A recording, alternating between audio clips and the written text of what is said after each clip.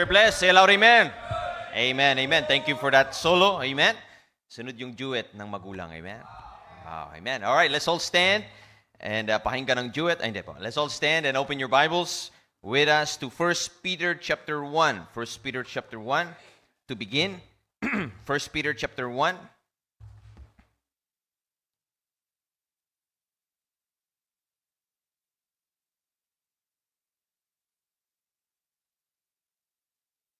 Amen. 1 Peter chapter 1, we'll begin reading sa verse 13.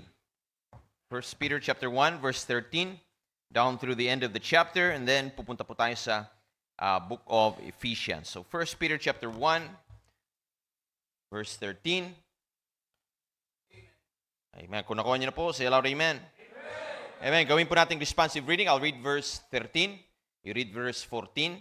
Salitan po until we arrive sa verse 25. The Bible says in 1 Peter chapter 1, verse 13, "Wherefore gird up the loins of your mind, be sober, and hope to the end for the grace that is to be brought unto you at the revelation of Jesus Christ."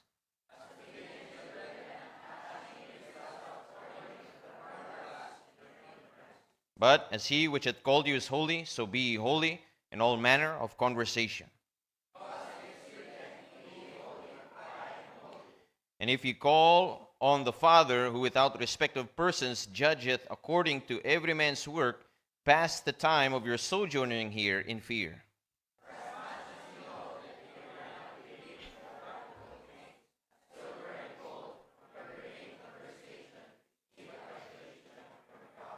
But with the precious blood of Christ, as of a lamb without blemish and without spot.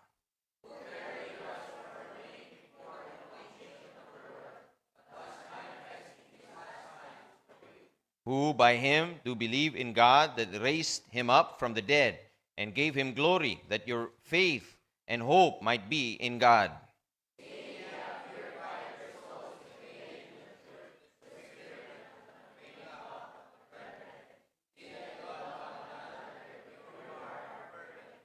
Being born again, not of corruptible seed, but of incorruptible, by the word of God, which liveth and abideth forever.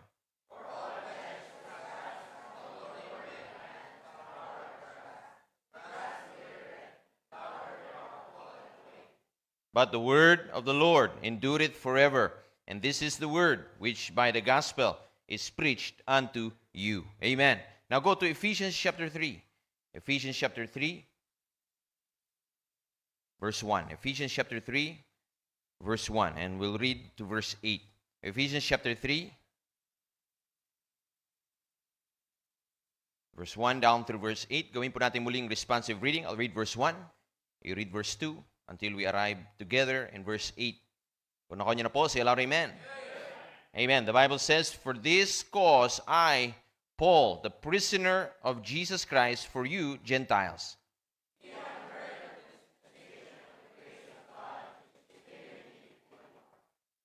How that by revelation he made known unto me the mystery, as I wrote afore in few words.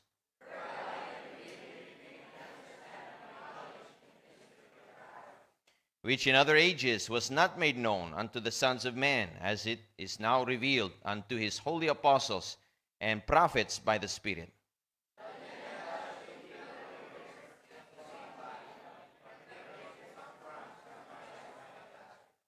Wherefore I was made a minister according to the gift of the grace of God given unto me by the effectual working of his power.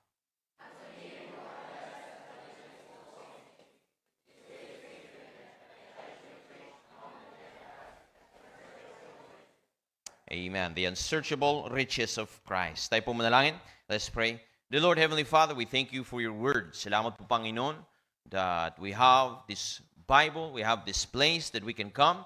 Salamat po sa Christian Bible Baptist Church. And we thank you for the power of the prayer meeting. We thank you for each and every one here. We pray ang bawat isa ay abutin po ng inyong salita. Reach us, right, where we are spiritually. Hindi ko alam ang lahat ng spiritual na kalagayan. But you, O God, know. We pray na ibigay niyo po ang nararapat sa bawat isa. Kung kinakailangan po ng revival, we pray you give revival. Kung kinakailangan ng rebuke, we pray you give rebuke through your word. Everything that we need. For we know in the Bible, we have all things that pertain unto life and godliness, sapagkat yan po ang sabi ng inyong salita. We pray that you bless our next few moments in your word. Give attention ang inyong mga anak. Sawayin niyo po anumang pagkilos ng kaaway, anumang antok. And we ask you that you give us a great evening again in God's word. We ask all of these things. In the mighty name of Jesus we pray.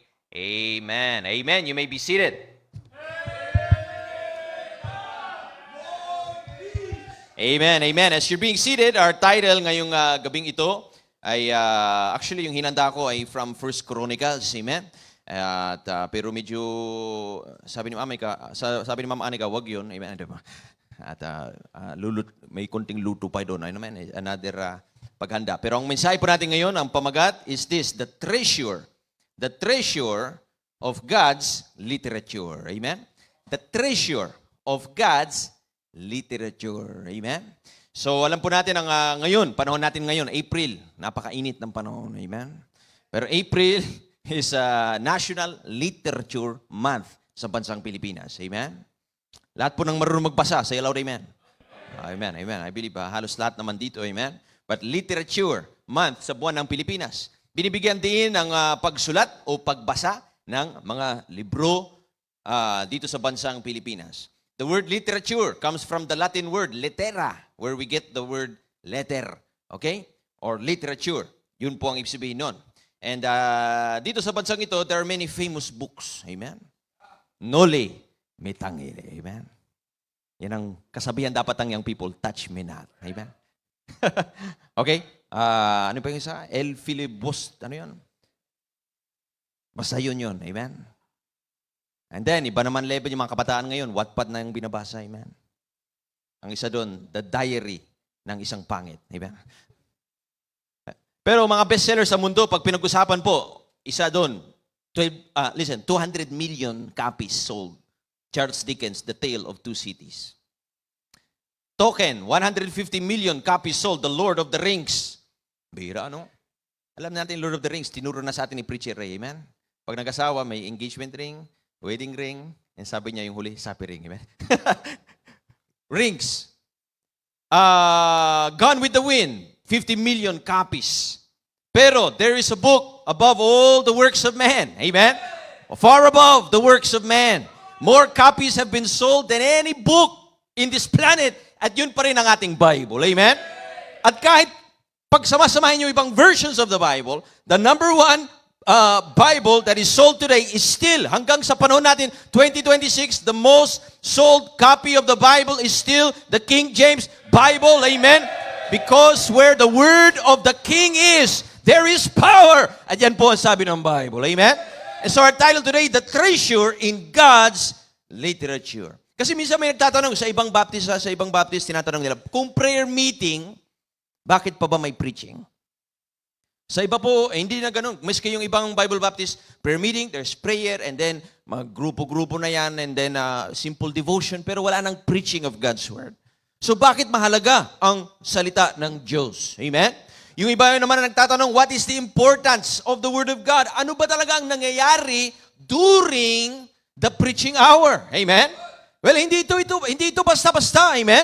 Something happens when we preach the Word of God, when we hear the Word of God, when we receive the Word of God, something supernatural, something unexplainable. Amen? Ito ang piniling paraan ng Diyos para kumilos sa buhay ng kanyang mga anak. Hindi natin ito pinili ito ng Diyos. The foolishness God chose through the foolishness of preaching, na kahit sa labas, sa kanila kamangmangan ang ating ginagawa. Amen? Hindi nilang maunawaan. Masaya sila sa nightclub, masaya sila sa iba-ibang lugar, pero tayo masaya sa loob ng simbahan, nakakakinig ng salita ng Diyos. What happens during the preaching? What happens when we open and study and bring forth the Word of God? Well, as we read, it is the unsearchable riches of Christ. Amen? Na ako'y naniniwala 100%. The reason pinagpala ako ng Diyos at by God's grace pinagpapala is because of the Word of God. Amen? Wala ibang dahilan. It's the Word of God. Noon pa, nung Bible student ako, nag-pray ako ng isang araw, tuloy-tuloy, a whole day, pray. Sapagkat narinig ko yung mensahe ni Jack Hyles noon na fresh oil. Kinopya ko, amen. And I said, God, use me somehow, somewhere in my future, amen. Yun pala dito, amen. Pampira. Amen. Kayo-kayo lang palang makakasama ko. Amen. Amen. But what a blessing to serve God together. Amen. But I prayed God use my life to search and to preach the unsearchable riches of Christ na hindi mula sa akin, pero mula sa librong ito, may uusbong na great and mighty things dito sa lugar ng Santa Cruz. Amen? And God can do that. You see, huwag natin limitahan ang kayang gawin ng Diyos sa ating mga buhay. Amen? I am blessed, I know I am blessed for no other reason than the Word of God. And you can be blessed by the Word of God. Amen? Sapagkat ito'y unsearchable riches of Christ. Nalala ko yung huling conference, nag-preach ako. Sabi ni Kevin Wynn, na-bless siya, inabutan ako ng $500. Amen? Sabi ko, pabira. Sana tuwing kinakamayan ko si Eugene, meron din ganun. Amen? Amen? Yung iba sa inyo, pag kinamayan ko, blessing, pero meron nung kasama doong 500 per request. Amen? Pero blessing din po yun. Amen? So, the treasure in God's literature. Now, we know the verses. It's a treasure. God's word is a treasure. Okay? Pero tonight, tignan natin sa salita ng Diyos kung bakit. We'll look at some attributes of God's word and kung paano yung mga yun gusto rin maging totoo about us ng Panginoon. Amen? God wants what is true about His word na mabuild din sa ating mga buhay. So the treasure in God's literature. Now we know, unang-una nating distinctives is the Bible is our sole authority for faith and practice. Amen? Ibig sabihin po, we stand on the Bible, not our own opinions, not our own giftedness, not our own superstition, not our own traditions or personalities ng tao, but on every word of Almighty God. Amen? The work of God, listen, is not built on man, but it is built always on the Word of God. The more you see the power of God's Word, the more na mas mataas ang pagkaunawa natin, mas mataas ang tingin natin sa salita ng Diyos, the more baliwala ang words ng tao. Amen? God's Word will always stand. All of us are just nothing. We're a drop in the bucket. Amen? But God's Word will stand. God is supreme above all. Amen? At ang kanyang salita ay may power sa buhay ng tao. Naniniwala ka ba kayo doon? Amen? Alam ko, marami dito matagal ng baptist. Amen? Bago pa tumating si Magellan, baptist yung iba sa inyo. Amen? Parang ganun ang feeling ko. Amen? Eh baka, matagal na nga kayong baptist, matagal na nga tayong may Bible, but never forget the power of God's Word. Amen? Di ba, nakita natin nung Sunday afternoon, kahit kabataan mag-preach, ginagamit ng Diyos. Amen? Because God will use the humble. God will use anybody, anywhere, anytime, na magbubukas ng kanyang salita. Amen? Thank God, walang pinipili ang Diyos. The higher you see God's Word, the more confident you will be in the Christian life. Sapagkat ang confidence na yun ay hindi sa ating sarili, kundi sa ating Diyos. Amen? That's why pag service po sa ating simbahan, we always open the Bible. Amen? We always open the Bible. Pero may mga ibang baptist, hindi. Di ba? They open, minsan devotional book ang gagamitin nila to preach kahit sa preaching time. Walang masama sa devotional book, pero walang kapalit ang ating Bible. Amen? At pag sinabing Bible, we're talking about the King James Bible. Amen? We always open up the Bible. It is a library. Amen? Kaya nga, literacy month, anong pinag-uusapan? Ito ay hindi lang libro, ito ay library. 66 books in one. Amen? It is 66 books in one. And everything you need can be found in the Bible. Listen, sample lang po. The book of Genesis is all about where we came from. Kung saan tayo galing. Amen? Galing tayo sa Diyos. Hindi sa unggoy. Kung sangayon kayo, say aloud, amen. Maraming hindi. Amen? Book of Revelation. Book of Genesis, where we came from. Book of Revelation, kung saan tayo patutungo. Amen? Blessing. Proverbs, wisdom for everyday life. Wisdom na accessible ng lahat. Hindi mo kailangan mag-universidad. Ang kailangan mo lang buksan ang Book of Proverbs. Amen? There's wisdom for your life. Psalms inspires us to worship. Ecclesiastes shows us the meaning of life. Na everything, pagdating sa dulo, walang kabuluhan unless it is centered upon the Lord. Romans, nandyan ang Romans Road. Amen? Nandyan ang Gospel sa Book of Romans. Acts shows the power of the early church and dapat every church. Amen? Hebrews, kung saan natutunan natin na ang lalaki ay dapat nagtitimpla ng kape sa kanyang misis. Amen? Konti lang po ang amen. Hebrews. Joshua, the book of Joshua, the promised land. Amen? Kung paano makapasok sa bagong lupa. Amen? Malakay, kung bakit mahalaga mag-tithes. Amen? Amen. Lamentations, ang libro para sa mga fourth year na bumalik sa first year. Amen? Book of Lamentations. Job, how to go through trials. Song of Solomon. Kung ikaw young people, huwag mo muna basahin yon. Amen? And the book of Isaiah, sabi ni Sir Edison, ang saya-saya ng salita ng Diyos. Amen? Thank God! Kumpleto ang salita ng Diyos para sa atin. Amen? Kaya we have so much riches in the Bible. Wala po doon sa listahan yon. Wala sa 66 books, yung book of first and second opinions. Amen? Walang ganun. Walang book of first opinions. Walang book of second suggestions.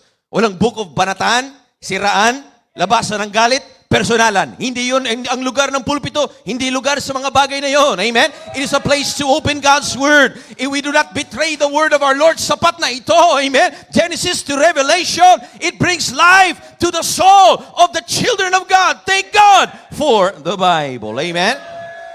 Pagdating po sa Bible, maraming lumalaban sa Bible. But thank God, we love the Bible. Yung iba, minamaliit ang Bible. Yung iba, hindi binabasa. Yung ibang Bible, inaamag na. Yung ibang Bible, yung pagdating sa Bible, pag sa church, tinutulugan ang preacher.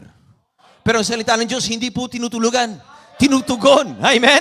Tinutugon ang salita ng Diyos.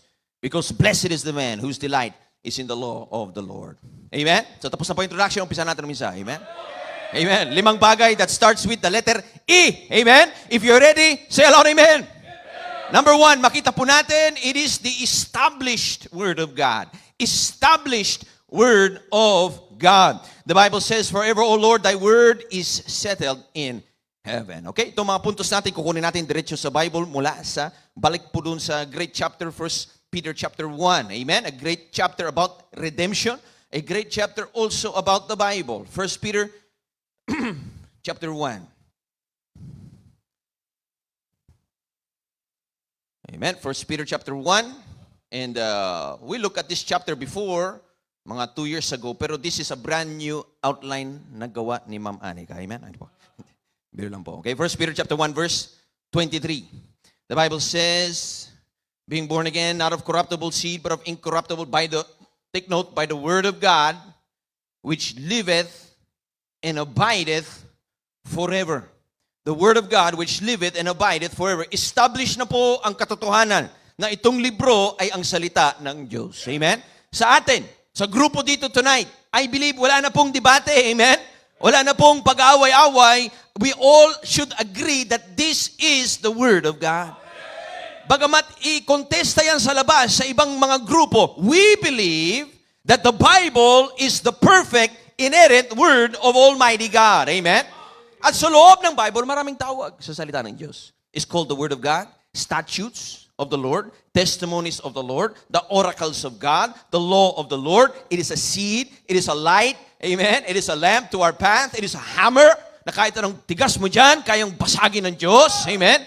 It is a sword, it is a pure milk of God's Word, it is a strong meat of God's Word, it is a seed, it is a fire. Amen? Kaya kahit gano'ng kainit, maapoy pa rin ang salita ng Diyos. God's Word is as a fire. And over 500 times, in the first 5 books of the Bible, the Old Testament, o yung tinatawag na Pentateuch, over 500 times, the Bible is called the Word of God. Amen? So ang Diyos, doon pa lang sa umpisang mga libro ng Bible, inilalagay niya na, tinatakda niya na sa atin, na ang salita ng Diyos is the Bible. Amen? Over 1,000 times sa mga prophets, that's all the way to Malachi, it says the Bible is the Word of God. Sa Lumang Tipan, in total, over 4,000 times, it is called the Word of God.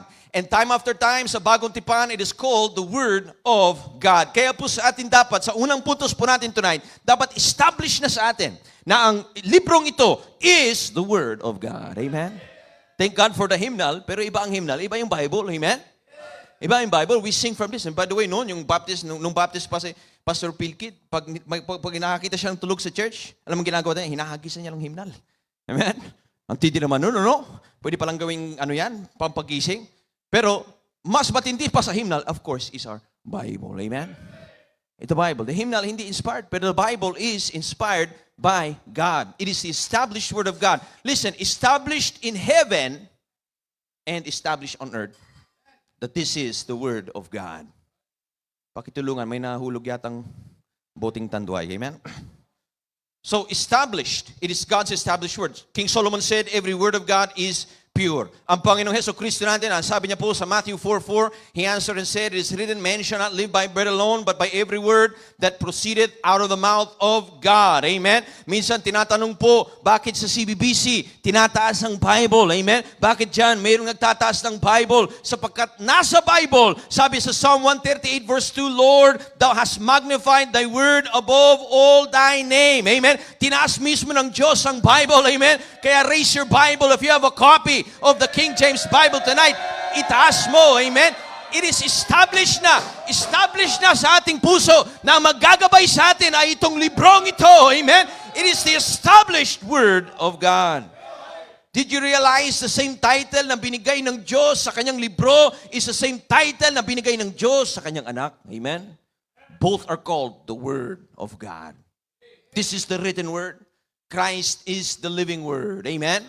John 1, in the beginning was the Word. Amen? And the Word was with God, and the Word was God. All things were made by Him. Without Him was not anything made that was made. Amen? He is the living Word. So Genesis chapter 1, when God created the world, He did it with His Word. Amen? God spake, and it was created into existence. Kaya po yung parallel nyon is John chapter 1, where the Word became flesh. Amen? Nagkatawang tao. Because first, nilikha niya tayo. And then pangalawa, ililigtas niya tayo. Amen? Thank God for the Word of the Lord. He is called the Word. Amen? Maging sa kanyang pagbalik. Amen? Sa kanyang pagbalik. Listen to this. Revelation 19 verse 11. The Bible says that I saw heaven open, and behold, His eyes were as a flame of fire, and His head were many crowns, and He had a name written that no man knew but He Himself, and He was clothed with a vesture dipped in blood, and His name is called the Word of God. Amen? So when God created the world, Word of God ang kanyang ginamit. Nung nagpadala siya ng tagapagligtas, ang sinilang sa Bethlehem was the Word of God, the living Word. At pagbalik po niya, His name is the Word of God. Amen? You cannot separate the Word of the Lord from the Lord of the Word. Amen? Hindi mo pwedeng paghiwalain ang librong ito sa ating Panginoong Heso Kristo. Let me share you quickly some similarities ng librong ito at ng ating Panginoong Heso Kristo. Una po, parehas po silang galing sa langit. Amen? Ang Panginoon natin galing sa langit. He came down from heaven at ang librong ito galing sa langit. Amen? Yes, tao ang ginamit. They were inspired. They were moved of the Lord. But God gave this word from heaven. Amen? He spake from heaven. Ito'y galing sa langit. Another one, parehas po silang eternal. The scriptures are forever settled in heaven. Amen? Hindi kailanman mawawala. Kahit tangkahin nilang sunugin na lahat ang Bible, it is already forever settled in heaven. And Jesus also is forever settled in heaven. Amen? He is forever seated in heaven. He is eternal. Amen? Sabi ng Panginoon na si Rose, I am He that liveth and was dead. Behold, I am alive forevermore and have the keys of hell and death. So both the Savior and the Scriptures. Another one, parehas pong hindi nagbabago. Amen? Hindi nagbabago ang Bible. Bagamat pilit binabago ng tao, pero kailanman hindi magbabago ang Bible. Ganon din po ang ating tagapagligtas. Amen? Kailanman hindi magbabago. Now, what we can do, we can read the Bible, we can explain, lalo na yung kung wala masyadong English ang ating sinishare, explain mo, amen? Explain mo, paano kung wala talagang English yung nanay? Pwede pa rin masave yun, amen? Yung nasa tracks nga natin, may Tagalog yun, okay? There's power in the Word of God, but we have no right to change the Word of God. We will never change. We can explain the Word of God, but we will never change the Word of God. Sapagkat ang tagapagligtas natin also never changes, amen? He never changes. Sabi ng Panginoon mismo, verily I say unto you, till heaven and earth shall pass, not one jot or tittle shall in wise pass from the law till all be fulfilled. And the Bible says that Jesus is the same yesterday and forever. Amen? Yesterday, today, and forever. Hindi pwedeng baguhin at hindi magbabago ang Bible at hindi magbabago ang ating tagapagligtas. Amen? He's the same yesterday, today, and forever. Thank God for that. Amen? Kaya established. Now listen to this. Huwag niyo puntahan for sake of time, but Hebrews 13 verse 8. Pakinggan niyo po, Hebrews 13 verse 8, or just mark it. kung gusto niyo pong basahin later. But the Bible says, Jesus Christ the same yesterday, today, and forever. Be not carried about with diverse and strange doctrines, for it is a good thing that the heart be established. Amen? It is a good thing that the heart be established. Ibig sabihin po, kailanman hindi magbabago ang ating tagapagligtas. Kailanman hindi magbabago ang ating Bible. At kailanman hindi tayo magbabago ng doktrina. Amen? We stand on the Bible. It will never change. And we will never change what we believe about the Bible. Amen? Amen? Heaven and earth may pass away. Ibig sabihin lahat magbago. Magtaas na lahat ng bilihin. Amen? Tumaas lahat ng gas, ng petrol, tumaas ang BP ng bawat membro, pero hindi pa rin tataas. Yan ang ating idea sa pagbago ng Bible. Amen? We are not concerned with magtaas ng theology. Amen? Ang itataas natin yung ating pagmamahal sa Diyos. Amen? Pagmamahal. Itaas natin ating pananampalataya. Psalm 119 verse 105, the Bible says, the word is a lamp unto my feet and a light unto my path. Another similarity, hindi lang sa pareho, hindi nagbabago. But listen, the Bible and our Savior ay pareho pong nagbibigay liwanag sa buhay ng tao. Amen? They give light. Psalm 119 verse 105, it is a light unto my path. John 8 verse 12, about the Lord, the Bible says, then spake Jesus again unto them, saying, I am the light of the world. He that followeth me shall not walk in darkness, but shall have the light of life. Parehas po nagbibigay liwanag. Another one, parehas po maraming pilit gumagaya. Maraming counterfeit. Maraming false Christs. Marami ding false Bibles. But it will never happen. Amen? It will never happen na may aakyat dito na may ibang version of the Bible. Amen? We stand with the King James Bible and we stand with our King, the Lord Jesus Christ. Wala nang ibang tagapagligtas. Hindi si Felix Manalo. Amen? Hindi si Joseph Smith at hindi tayo Mormon. Ako lang ang mukha Mormon. Amen? Hindi tayo tatanggap ng ibang tagapagligtas at ng ibang Bible. Another similarity, parehas pong tinatawag by God the Father. They are called the truth of God. Listen to John 17 verse 17. Sabi ng Bible, sa John 17 verse 17, sanctify them through thy truth. Thy word is truth. John 14 verse 6, the Bible says, I am the way, the truth, and the life. Amen? Alam mo nung sa Panginoon na humarap doon kay Pontius Pilato, at sabi ni Pilato, what is the truth? Amen? Ano ba talaga ang totoo? Tahimik lang ang Panginoon, pero kung gustuhin niya, pwede niyang sampalin si Pontius Pilato at sabihin niya, nakatingin ka sa katotohanan. Amen? Because Jesus was the truth. He was the way, the truth, and the life. Amen? All we like sinners have gone astray. But thank God may totoong tagapagligtas ang ating Panginoong Jesucristo. And thank God, He is the truth of the Lord. So as we've seen, pareho po, eternal, truthful, immutable, unchangeable, parehas galing sa langit, parehas nagbibigay liwanag sa buhay ng tao, parehas na walang katulad, amen, ang Panginoon natin at ang Bible po natin. At parehas isa lang ang tunay, amen. Isa lang po ang tunay na tagapagligtas at isa lang po ang tunay na Bible. Amen. Maraming so-called versions, but we hold that this book in our hand is the inspired, preserved Word of Almighty God. Amen? And I'll explain. Kung preserved siya, inspired siya. But we hold to the Bible. Now, pag naniwala ka sa Bible, dapat natural, ang tao ay maniniwala din sa Panginoon Jesucristo. Amen? Ang kagandahan sa Pilipinas, halos lahat ng tao, pag tinanong mo, naniniwala ka ba sa Bible? Ang sasagot niyan, oo. So then, we can witness. Amen? At pag naniwala sa Panginoon Jesucristo, dapat naniniwala din tayo sa Bible. Amen? Now listen to this. Jesus Himself believed in inspired translations of the Bible. Bakit? Okay? Think with me just one moment. Nung ang Panginoon ay nangangaral, many times, kumukuha siya ng verse sa Old Testament. Okay? Kumukuha siya ng verse sa Old Testament and He will quote it. Okay? So yung verse na pinagkuha niya sa Old Testament, He quote the Old Testament many times. Ano yung original nun? Hebrew. Amen? So, it's a Hebrew verse, Pero nung lumabas sa bibig niya, ano yung language ng Panginoon nun? Aramaic ang tawag doon. He spoke Aramaic. So from Hebrew to Aramaic, and then yung nag-record, whether si Matthew, Mark, Luke, John, nung sinulat nila ang sinabi ng Panginoon, sinulat naman nila sa Greek. It's still the inspired word of God. Amen? From Hebrew to Aramaic to Greek, ngayon, nasa English, it's still the inspired word of God. Amen? It holds the inspiration in the pages. Amen? If it's preserved, it's inspired. Amen? At kung preserved na salita ng Diyos ito, kaya kang i-preserve nito. Amen? You can keep going because you have a Bible that never vanishes away. So number one, it is the established Word of God. Number two na po, kung may amen. Number two, it is the errorless Word of God. Errorless Word of God. Pag errorless, ibig sabihin, walang error. Kahit isa. Amen? Walang mali sa Bible, kahit isa.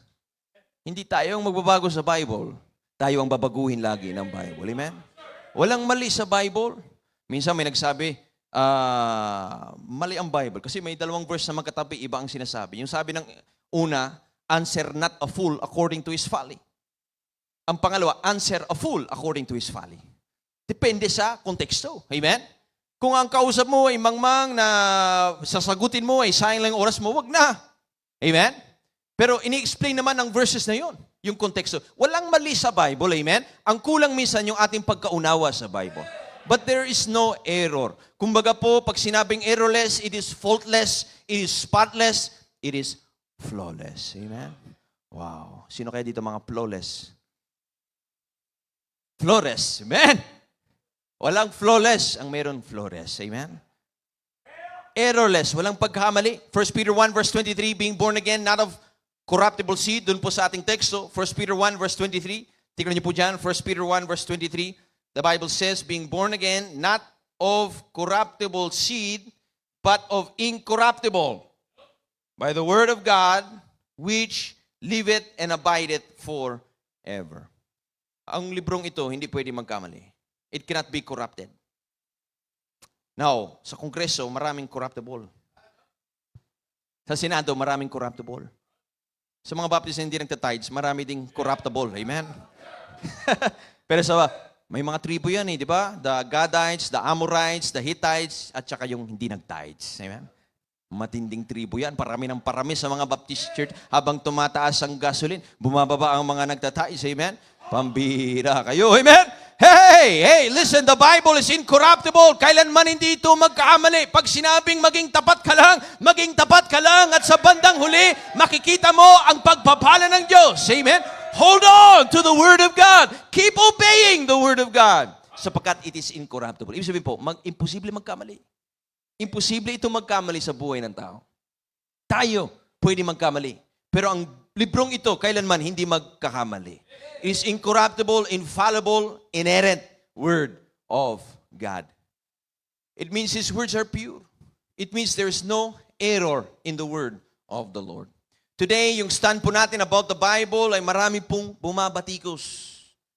Pag sinabi natin, we believe ito ay walang pagkamali. Maraming nagbabatikos sa stand na gano'n. Na hindi Baptist o maging yung ibang mga Baptist. It is attacked by critics, by atheists, by liberal, by mga nagdidebate online. But we must remember the wisdom of God is always greater than the wisdom of man. Amen? Inaatake ang Bible sa lahat ng larangan. Una, harap-harapan. Yun po yung mga atheist na grupo, which is dumadami ngayon sa Pilipinas, sa mga universidad, mga liberal na grupo, harap-harapan nilang binabastos, inaatake ang Bible. Pero another group, patalikod, na binabanatan ng Bible. Ano yun? Yun ang mga membro sa mga Baptist churches na sinasabing naniniwala sa Bible pero sinusuway ang nakasulat sa Bible. Amen? Ay ganun din. Amen?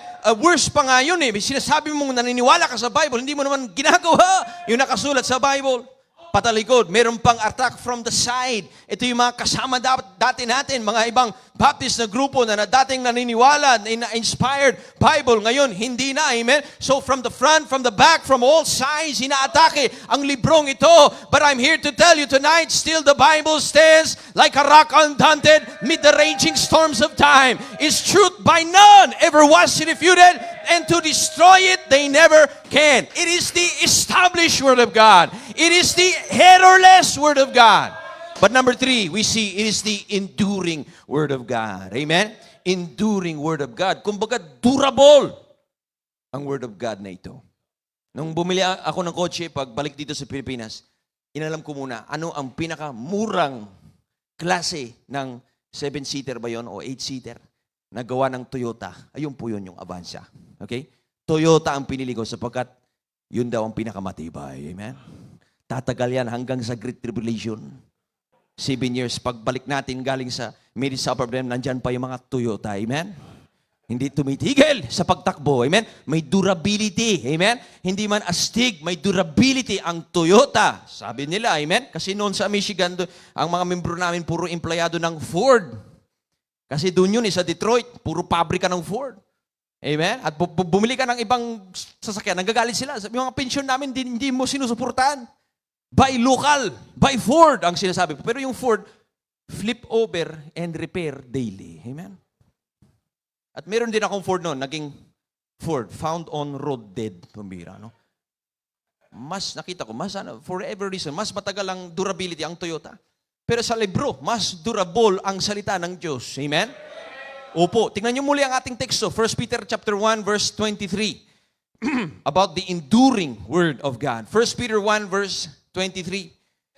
The Bible says, verse 23, by the word of God which liveth and abideth forever, for all flesh is as grass, and the glory of man is the flower of grass. The grass withereth, and the flower thereof falleth away. But the word of the Lord endureth. Kita niyo po? Endureth forever. It is an enduring word. Sabi po nila, walang forever. Pero sa salita ng Diyos, mayroong forever. Amen? It's forever settled in heaven. Ito po'y hindi book of the month. It is the book of the ages. Other books, dumarating, nalalaos, ang dictionary, kailangan i-update, pero ang Bible, kailanman, hindi kailangan i-update. Amen? Since the Bible was written, listen, thousands of years have passed, pero applicable pa rin ang Bible sa buhay ng tao. Amen? It still holds the wonderful words of life para sa Kristiyano. Empires have risen and fallen. Civilizations have changed and changed again. Yung Persia, naging Iran. Amen? Nagpalit-palit lang ng pangalan yung mga bansa. Pero still, the Bible stands. Still, the Bible endures through all the ages. Amen? Maraming dumating at nalaos. At dumating muli. Amen? Lalo nyo yung 1970s, siguro alam ng ibang men dito. Diba yung pantalon nun? Yung maluwag. Ang tawag doon? Bell bottom. Diba? Nalaos yun. Ngayon bumabalik ba? Inikita ko minsan, may bisita tayong young people. Gingging style ba yun? Amen, pabira. Parang palda na halos. Sobrang luwag. Ano po? So may dumarating, may nalalaos, may bumabalik, malalaos ulit. The Roman Empire has come and gone. The Greek Empire has come and gone. The Spanish Empire has come and gone. Ngunit wala na silang lahat. Pero nandito pa rin ang Bible. Amen? Timeless, enduring, ultimate, indestructible. Amen? Nandito pa rin ang salita ng Diyos. And when we're all gone, the Bible will still be here. Amen? Amen? Kung lumipas ang 100 taon at hindi pa rin nangyari yung rapture, wala na tayo lahat. Amen? The Bible will still be here. Magpapatuloy ang gawain. Amen? Sapagkat may pagkilos pa rin ang salita ng Diyos. The Bible, listen, emperors have tried to burn it. Atheists have criticized it. Materialists have ignored it. The priests, mga pare, have hidden the Bible. The Pope has banned the Bible. Noon, yung mga protestante, they have minimized the Bible. At yung mga ibang Baptist ay kanilang tinulugan ng Bible. Pero the Bible is still here. Amen? It is still the Word of God. Invincible, indestructible, eternal Word of Almighty God. Noong taon 303 AD, si Emperor Diocletian ay gumawa siya ng goal na ubusin ang Bible. Lahat ng kopya ng Bible ipunin niya at susunugin until the last copy of the Bible. At siya po'y nagbigay ng isang proklamasyon sa Latin, extincto nomine Christianorum. Ibig sabihin po, the name Christians will be extinguished. Sapagkat pag naubos niya yung mga Bible, yan ang kanyang goal. Pero hindi nag-work. Ang nangyari, wala na po siya. Siya ay nasa libingan. Siya ay nasa impyerno. Nandito pa rin ang Bible. Amen? The Bible will always prevail. It is an enduring book. Amen? And the treasure of God's literature is pag ito ang nagpapatakbo sa buhay mo, pag ito ang hawak mo, you will endure. Amen? You will endure. You will keep going for the Lord because you are based on a book that always endures. Amen? Kaya ang Kristiyano na nakabase sa Bible, hindi basta-basta natitinag. Amen? Hindi basta-basta na-discourage. Amen? Sapagkat you are standing on something invincible. The Word of Almighty God. Thank God for the Bible. Amen? Thank God for the Word of God. It is like a rock undaunted. Parang batong, kumbaga sa Tagalog, batong hindi natitinag ng anumang bagyo. Amen? It is an established book. It is an errorless book. It is an enduring book. Number 4, kung gising pa kayo, amen? Number 4, it is an essential book. It is an essential book, the essential Word of God. Bakit, Pastor? Tignan niyo po ang ating teksto. 1 Peter 1, verse 25. The last verses ng ating chapter. 1 Peter 1, verse 25. It is an essential book. Sapagkat ang sabi ng verse 25, but the word of the Lord endureth forever. And this is the word which by the gospel is preached unto you. Essential po ito sa gawain ng Panginoon. Maraming pwedeng mawala. Mawala ang kuryente rito. Patuloy tayo. Amen? Magkakandila na lang. Mawala ang aircon. Patuloy tayo. Mawala ang sound. Patuloy. Wala naman yung mga bagay niyan nung first century. Mawala ang electrical power. Di magpa-solar na lang tayo. Amen? But as long as there is a God-called man who opens God's inspired book in front of God's called people, magpapatuloy ang gawain ng Panginoon. Amen? Pwede naman sintonado ang mga singer. Pwede naman na sintonado ang mga choir, bagamat hindi sila sintonado. Amen? Pero kung mangyari lahat yan, amen, at lahat tayo ay mga sintonado rito, amen, lahat tayo ay parang walang budget, lahat tayo ay kulang sa tulong, basta't may tumayo na nagbubukas ng salita ng Diyos, magpapatuloy ang gawain, amen. The Bible says it is the essential sa gawain ng Diyos. Mawala ang piano, mawala ang keyboard, mawala ang lahat ng bagay, but you still have a Bible. You still have power for the work of God to go forward. It is an essential book, amen, for it holds the breath of Almighty God. It is God-breathed, amen. When it is preached, God's breath goes through the congregation, amen. God breathes life throughout the congregation. Inspired means hininga ng Diyos. Ngayon, sa hininga ng katabi mo, baka mahimatay ka. Pero sa hininga ng Diyos, mabubuhay ka. Amen? It is God's word. It is essential. Maraming pwedeng things that we can get rid of sa church. Maganda nga, we get rid of formality. Amen? We get rid of formalism. Maganda, we get rid of pagrereklamo sa church. Amen? Maganda, we get rid of pagiging late sa church. Amen? Maganda sa church if we get rid of gossip or backbiting, kung meron man, or envy, or strife, or quarrelings amongst members. Maganda kung mawala lahat yan. Wag lang mawala ang Bible. Amen? Wag lang mawala ang Bible. The Bible provides the church's message. Wala tayong mensahe kung walang Bible. Ang mensahe natin hindi nanggagaling sa ibang libro. It must come from the pages of the Bible.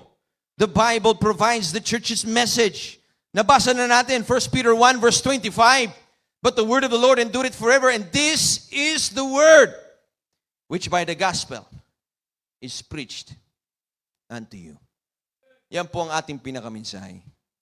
It all starts doon sa gospel message. Amen? Na mayroong sinilang sa Bethlehem na tagapagligtas. He lived 33 and a half years, walang kasalanan. Amen? Then he went to the cross, namatay para sa kasalanan natin lahat. Amen? Then nilibing, and then after 3 days, he rose again. Amen? When he rose again, he returned to heaven. At nung bumalik siya, he put the blood on the mercy seat. At nung nangyari yun, it opened the door that now whosoever shall call upon the name of the Lord shall be saved. Amen? This is the gospel that was preached unto you. It still works today. Amen? It worked in the first century. It worked in Jerusalem. It worked din doon sa Antioch. It worked in Ephesus. It worked kahit ikaw ay taga-Antioch, kahit ikaw ay Antok. Amen? Taga-Antog, it worked in Antioch, it worked in Ephesus, it worked in Philippi, it worked in England, it worked in America, it worked in San Pedro, it works in Santa Cruz. We don't need a new gospel. We don't need a new Bible. Ang kailangan bagong sigla sa mga puso ng anak ng Diyos na tuwing ito'y nabubuksan. Great peace have they which love thy law. Amen? Thank God for the Bible. Amen? It is essential. It gives us our message. But listen, it also gives us our method. Yung ating dapat gagawin, provided din ng Bible. Ano yung pastor? Doon sa verse 25. This is the gospel which is preached unto you. Preached unto you. Hindi naman natin pinili na ang paraan ng Diyos is preaching. Siya ang namili niyan. Amen? Baka kung sa atin, mas gusto natin drama, sayawan na lang si church. Amen? Luntagan. Amen? Gusto niyo ng sample? Ano? Naka-lives. Si Siri lang ang gumagawa noon. Amen? Pero, entertainment, tula, some of those, hindi masaya. Hindi, masamang may, halimbawa, drama. Sayawan yun, masama na yun. Amen? Pero, ang pinili ng Diyos is the preaching of God's Word. Merong preaching sa pulpito. Ito rin part ay Great Commission sapagkat going, baptizing, and then teaching all things. Amen? Teaching all things. May well-rounded ang ating salita ng Diyos, ang ating Bible. There's pulpit preaching, but listen, there's also area preaching. Amen? Kaya thank God sa mga area leaders. Parang yan ay pastor ng area. It's a blessing. They can preach, funeral, hatch, match, or dispatch. Amen? Diba? May sinilang, may kinasal, may namatay. Oh. Hatch, match, and dispatch. May area, merong Bible study preaching, merong one-on-one preaching, merong door-to-door preaching, merong confrontational preaching. Kapag ikaw ay nag-share ng salita ng Diyos, preaching na rin yun. Amen? It is sharing the gospel. Don't minimize how God can use you. Amen? Yan ang method ng Panginoon. But also, the Bible produces not only our message and the method ang ating gagawin, but also the members. Saan ba tayo galing? Sabi ng Bible sa 1 Peter 1 verse 23, being born again, not of corruptible seed, but of incorruptible by the word of God. If you are saved here today, sinilang ka mula sa salita ng Diyos. Amen? Merong seed. Meron lang tanim sa iyo ng salita ng Diyos. Maging maring sa unang share, hindi ka rin tumanggap. Pero later on, tumanggap ka. Amen? Sapagkat mayroong natanim sa iyo na salita ng Diyos. O maaaring sa unang share, tumanggap ka na agad, blessing yon. Amen? Pero nobody is saved here without the Word of God. Mayroong nag-share sa iyo ng gospel. At sa pag-share na yon, may verse, may salita ng Diyos na ginamit para ikaw ay tumanggap sa Panginoong Hesus Kristo. Ang tao na si-save sa pamagitan ng salita ng Diyos. And listen, ang tao ay sumusunod sa tubig bautismo dahil din sa command ng salita ng Diyos. The Word of God produces our members. Amen? Nakikita niyo po, sa tapat na pagtanim ng salita ng Diyos, sa pulpito, sa house to house, sa bawat membro na may baon-baon laging ibanghelyo at sinishare ito, dito nagmumula ang members of the church. Pag dumaan sa tubig bautismo, membro na yon. Amen? But it always comes through the Word of God. At tandaan natin, nagbabago ng puso at buhay ng tao is still the Word of the Lord. The Bible stands, and it will forever when the world has passed away. By inspiration it has been given. All its precepts I will obey. Naunawaan niyo po, ang mundong ito, babaguhin ng Diyos. I-renovate ng Diyos. Yung una, by tubig, the great flood. Pangalawa, by fire. Amen? A new heaven and a new earth. After all that, nandun pa rin ang Bible. Amen? It's forever settled in heaven.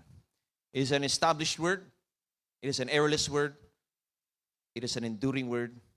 It is an essential word. At paubos na ang oras, kaya ipapagkitin ko lang itong huli. It is an exalting word. Isa lang ang tinataas ng Bible. At iyon ang Panginoong Hesus Kristo. There's one person, there's one bida ng librong ito, hindi si Isaiah, hindi si Jeremiah, hindi si Apostle Paul, hindi rin si John the Baptist. Pag tinanong mo silang lahat, sasabihin naman nila lahat, isa lang ang tinuturo namin. Behold the Lamb of God.